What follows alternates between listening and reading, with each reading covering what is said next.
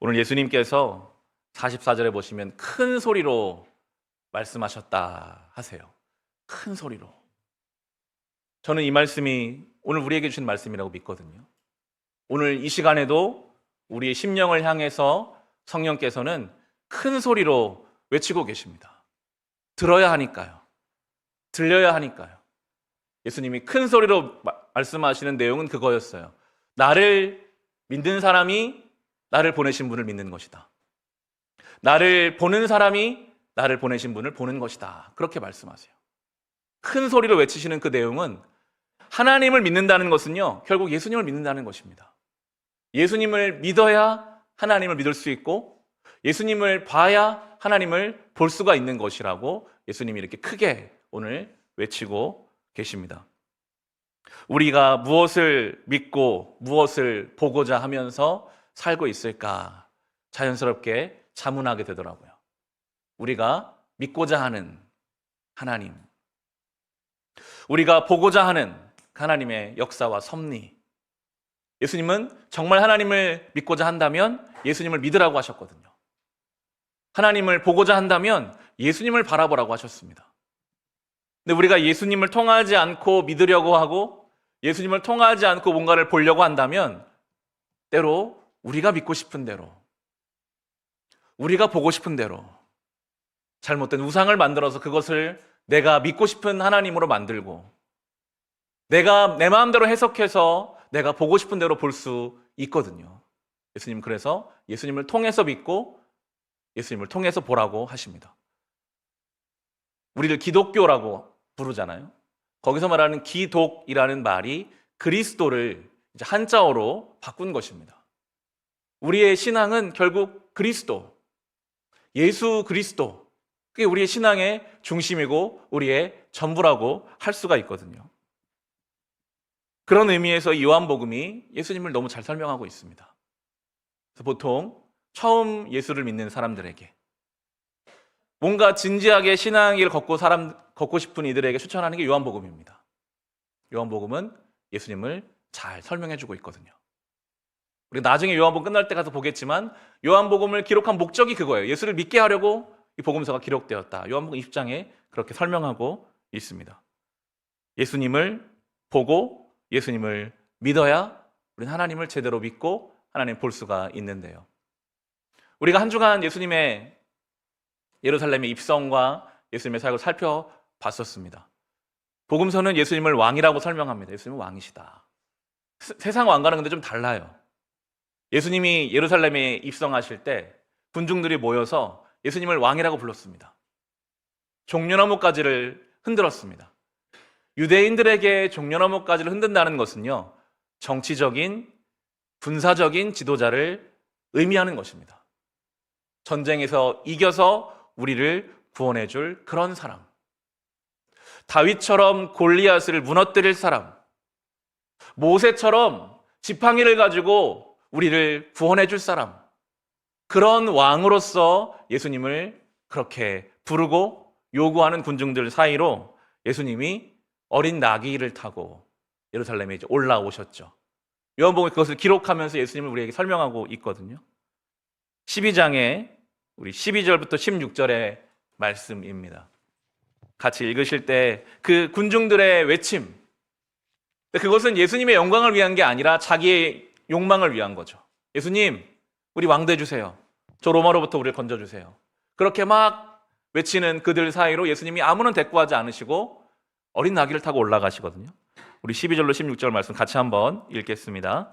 다음 날에는 명절을 지키러 온 많은 무리가 예수께서 예루살렘에 들어오신다는 말을 듣고 종려나무 가지를 꺾어 들고 그분을 맞으러 나가서 호산나, 주님의 이름으로 오시는 이에게 복이 있기를, 이스라엘의 왕에게 복이 있기를 하고 외쳤다.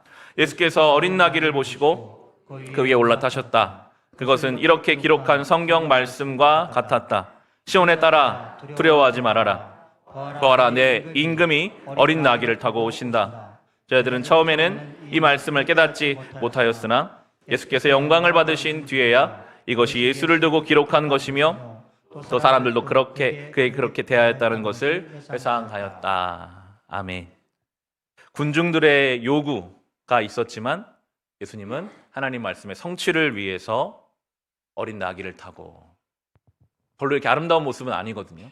예수님은 성인이신데 나귀가 어렸다면 그 모습은 그렇게 볼만하진 않았을 것입니다. 우스워 보일 수도 있고 뭔가 어울리지 않는, 하지만 그게 성경의 말씀이라면 예수님은 그걸 성취하기 위해서 그 길을 가셨어요. 우리가 예수를 통해 믿는 하나님이시라면 우리의 삶에도요, 예수님을 향해 외쳤던 군중들의 외침처럼 수많은 요구가 우리에게 들려옵니다. 그 소리가 굉장히 커요. 우리 인생의 20대, 30대, 40대, 50대, 60대에 맞게 살아야 되는 어떤 것이 있다라고 세상이 우리에게 계속 말합니다.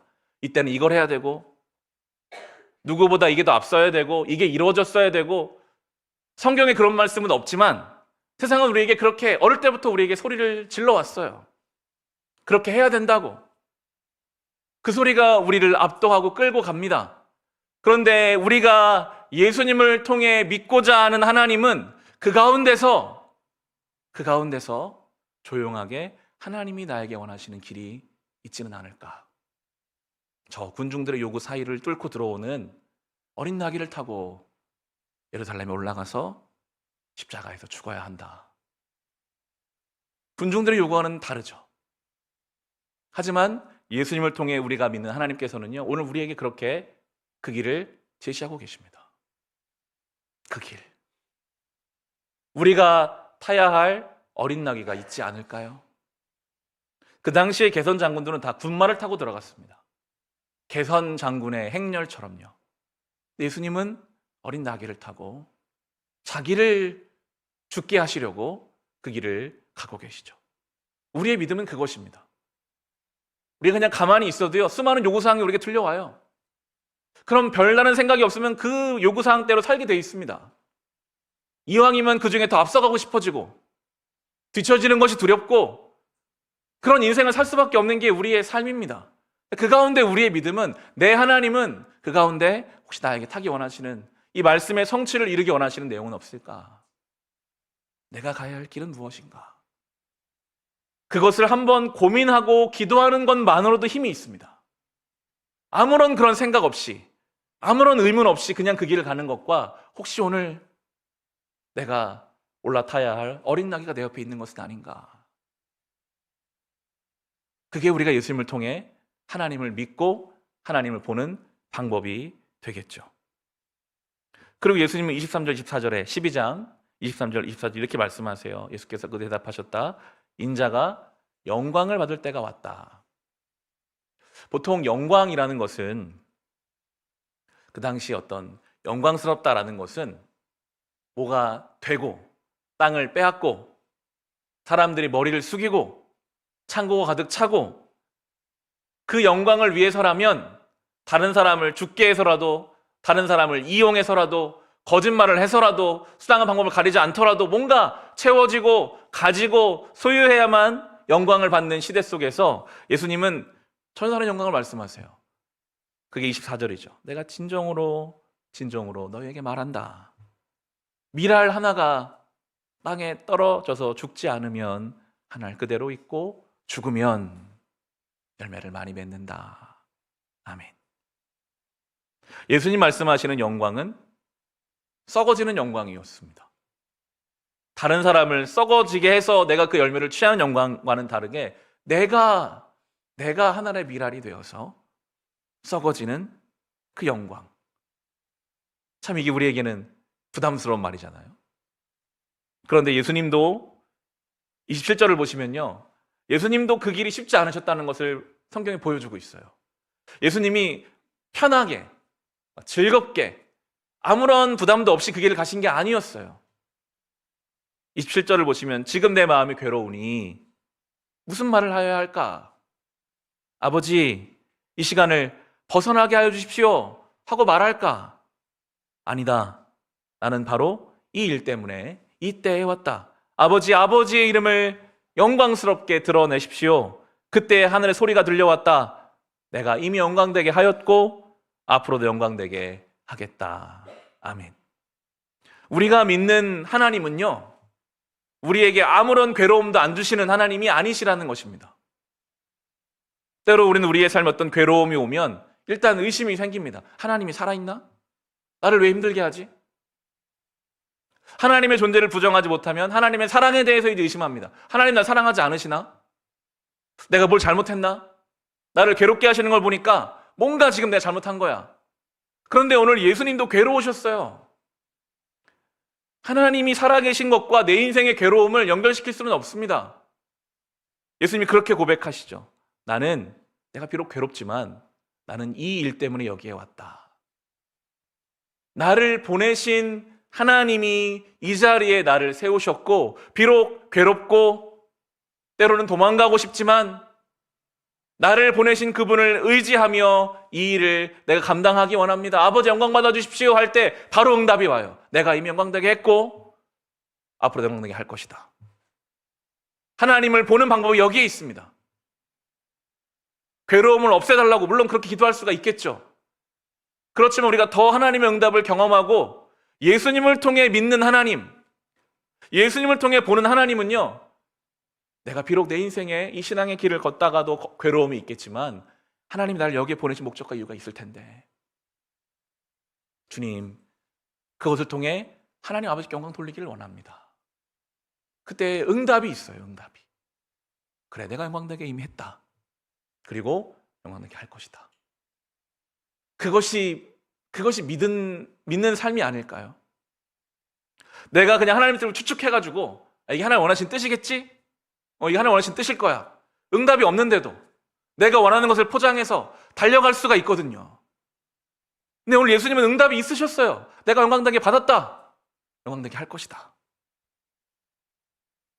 우리의 삶에 이 믿음의 길을 걷다가 괴로움이 온다 할지라도 하나님이 나를 여기에 보내신 목적과 이유를 믿음으로 붙잡으면서 하나님, 이걸 통해 하나님께 영광 돌리게 해주십시오. 그럴 때 세미하게 우리에게 응답하시는 그 하나님을 경험하는 믿음으로 우리가 살아갈 수 있기를 간절히 소망하게 됩니다. 그리고 내일 본문이지만 예수님께서 제자들의 발을 씻기십니다. 예수님을 통해서 우리가 만나는 하나님은요, 오늘 1절에 이렇게 표현해요. 1절을 보시면 13장 1절에 6월절 전에 예수께서는 자기가 이 세상을 떠나서 아버지께로 가야 할 때가 된 것을 아시고 세상에 있는 자기의 사람들을 사랑하시되 끝까지 사랑하셨다. 아멘. 예수님을 통해 볼 수 있는 하나님의 사랑은요, 사랑하시되 끝까지 사랑하시는 하나님의 사랑입니다. 예수님을 통해 볼 수 있는 하나님의 사랑은요, 사랑하시되 끝까지 사랑한 하나님의 사랑입니다. 바로 뒤에 설명이 나오지만 거기에는 그 가룟 유다도 있었어요. 예수님 팔아넘길 사람도 거기 있었고, 이제 이 발을 씻겨 주시고도 몇 시간 뒤면 다 도망갈 거예요. 제자들이요.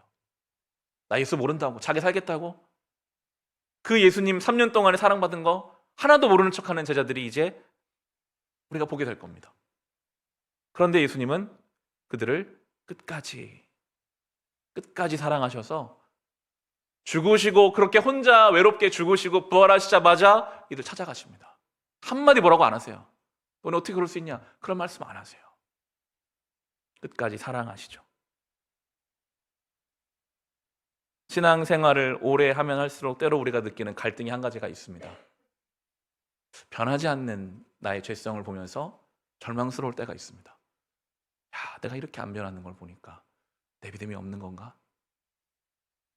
내가 이렇게 울며 불며 회개해놓고 똑같은 잘못을 또 저지르는 그런 일이 반복되다 보면 나중에는 회개하는 것 자리 자체가 부담이 돼요. 회개를 안 하고 싶어요, 그냥.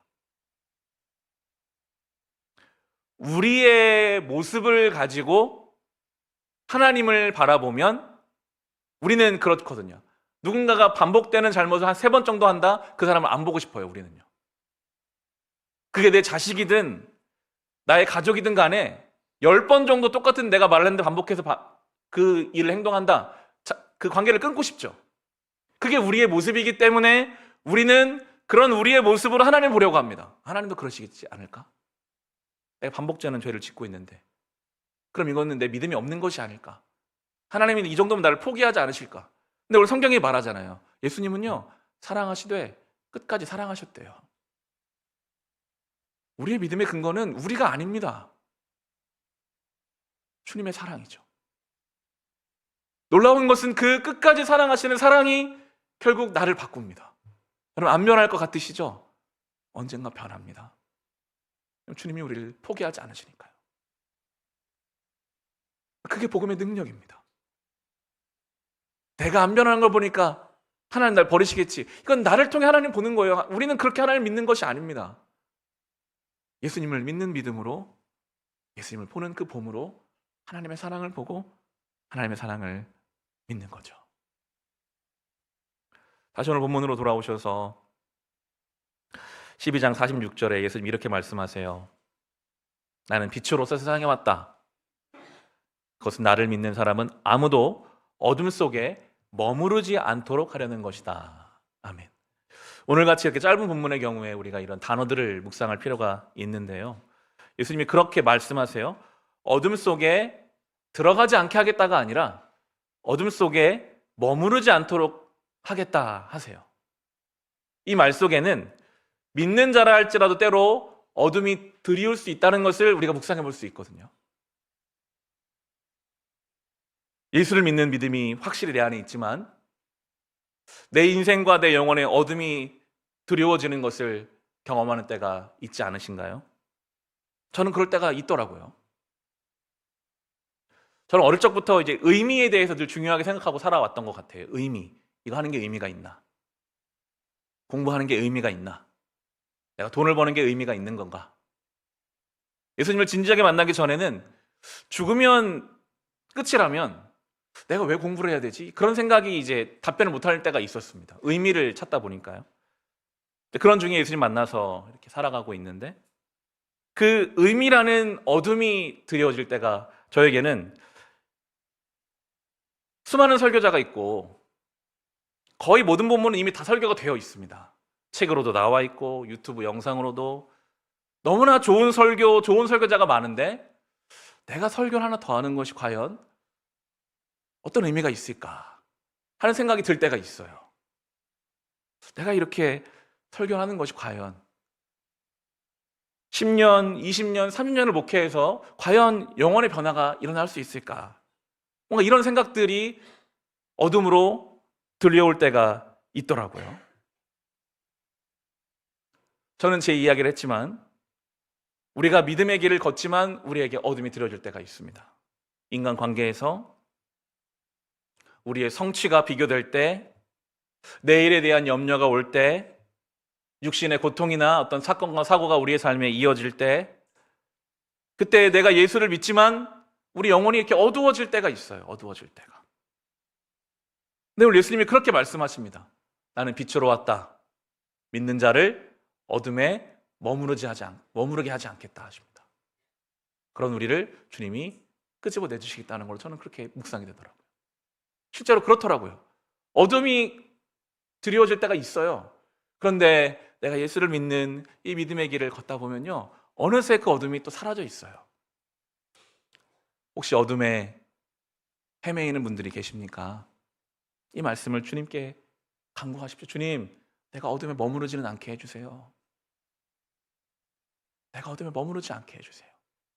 잠깐 내 영혼의 어둠이 드려지겠지만 주님 빛이시니 이 말씀대로 나를 빛으로 인도해 주세요. 오늘 빛으로 나오면요, 그 어둠 속에 내가 했던 생각과 행동들이 참 바보스럽게 여겨집니다. 내가 그때 왜 그랬을까? 그거 아무것도 아닌 건데. 내가 왜 어둠 속에서 헤매었을까? 전혀 실제 그게 아닌데 빛으로 나오면요, 그게 아무것도 아니거든요, 실은. 그럼 정말 아무것도 아닙니다. 예수라는 빛 앞에서요, 우리가 어둠 속에 했던 생각들, 염려들, 수많은 것들이 정말 아무것도 아닙니다. 그리고 주님이 거기에 대해서 묻지도 않으시고요. 이전 것은 지나갔으니 보라, 새 것이 되었도다 하시거든요. 그게 예수 안에서 우리가 하나님 믿는 방법이 됩니다. 그리고 오늘 본문 47절, 48절 말씀, 예수님은 심판자가 아니라 구원자로 오셨다 하시거든요. 같이 읽어보겠습니다. 47절과 48절 요한복음 12장입니다. 같이 읽겠습니다. 어떤 사람이 내 말을 듣고서 그것을 지키지 않는다 하더라도 나는 그를 심판하지 아니한다. 나는 세상을 심판하러 온 것이 아니라 구원하러 왔다. 나를 배척하고 내 말을 받아들이지 않는 사람을 심판하시는 분이 따로 계시다. 내가 말한 바로 이 말이 마지막 날에 그를 심판할 것이다. 아멘. 예수님은 분명히 밝히십니다. 나는 심판하러 온 것이 아니다. 심지어 47절에 내 말을 듣고서 지키지 않는다 하더라도 나는 그를 심판하지 아니한다. 이렇게 말씀하세요. 예수님을 통해 믿는 우리 하나님은요, 심판의 강조점을 두시는 분이 아니라는 말입니다. 그랬다면 예수님 보내지 않으셨겠죠. 예수님을 통해 우리가 보는 하나님은 심판의 강조점을 두시는 분이 아니라 구원에 그 마음을 두고 계시는 하나님이십니다. 심판과 구원, 때로 우리는 그런 불편한 생각이 들기도 합니다. 그럼 아예 심판하지 마시지, 하나님이. 다 구원하시지. 왜 심판을 하셔서 또 구원까지 하셔야 되는가? 예수님도 그런 말씀 하셨지만 예수를 믿지 않는 그것 자체가 이미 심판 아래 있다는 증거입니다. 저는 이제 그런 그림이 그려지더라고요. 다 사람들이 물에 빠져 있어요. 허우적거립니다. 얼마나 고통스럽습니까? 물에 빠져 있으면. 근데 우리는 실은 태어나면서부터 욕심이라는, 미움이라는, 염려라는, 우리의 이 불완전하고 내일 일 알지 못하는 이 존재적인 깊은 강물에 다 빠져 있습니다. 한 명도 예외가 없습니다. 숨이 막 넘어가려고 하면서 사는 거예요, 다. 그래서 인생은 괴롭습니다. 두렵습니다. 그런데 예수님이라는 구원선이 만들어진 거예요. 거기에 타면 살아요. 거기에 타면 숨이 제대로 쉬어지고, 거기에 타면 뭔가가 보이는, 그게 예수님이라는 구원이거든요. 왜 심판하시냐라고 말할 수 없는 것은 거기 안 타면 이미 심판 가운데 지금 떠 있는 것입니다. 그게 우리 인생입니다. 거기에 타는 것으로써 우리는 생명을 경험할 수. 예수님의 말씀이 그 말씀. 나는 구원하러 왔다. 심판하시는 분 따로 계신다. 언젠가 이 구원선으로 구원하는 시간이 끝나면 이제 그 배는 가버리겠죠. 그러면 정말 모두가 다 심판을 경험할 수밖에 없을 것입니다. 그리고 마지막으로 49절과 50절의 말씀으로 예수님 말씀하시는, 같이 한번 49절 50절 읽겠습니다. 나는 내 마음대로 말한 것이 아니다. 나를 보내신 아버지께서 내가 무엇을 말해야 하고 또 무엇을 이야기해야 하는가를 친히 나에게 명령해 주셨다. 나는 그의 명령이 영생인 줄 안다. 그러므로 나는 무엇이든지 아버지께서 나에게 말씀하여 주신 대로 말할 뿐이다. 아멘. 요한복음 이미 시작할 때부터 예수님을 그렇게 설명했습니다. 말씀이 육신이 되어 우리 가운데 오신 분이 예수님이시다. 예수님도 그 말씀을 하세요. 나는 다 아버지께로부터 온 것을 내가 말할 뿐이다. 말씀대로 행하셨고 사셨던 이 예수님께서 그 말씀이 영생인 줄 안다. 말씀이 결국 생명이라고 그렇게 설명해 주십니다. 생명의 말씀이 우리에게 주어진 거죠. 우리가 매일 성경이라는 묵상집을 선택해서 이제 6년 동안 성경 전체를 묵상을 시작했는데요. 이름을 참 잘 지은 것 같아요. 매일 성경. 그러니까 매일매일 성경을 가지고 살아갈 수밖에 없는 것은 말씀이 생명이니까요. 말씀이 밥이고 말씀이 숨 쉬는 거니까요. 밥을 안 먹으면 며칠은 살 수 있는 것 같지만 결국은 죽을 것입니다. 생명이 끊어지겠죠. 숨을 안 쉬면 몇 분 내로 생명이 끊어질 것입니다. 영혼의 갈급함, 영적인 호흡이 답답하시다면 말씀을 가까이 하시면 됩니다. 예수님이 그렇게 말씀하셨어요. 여기 생명이 있다. 영생이라고 우리 성경은 지금 번역하고 있는데 메시지 성경에서는 리얼 라이프라는 단어를 쓰더라고요.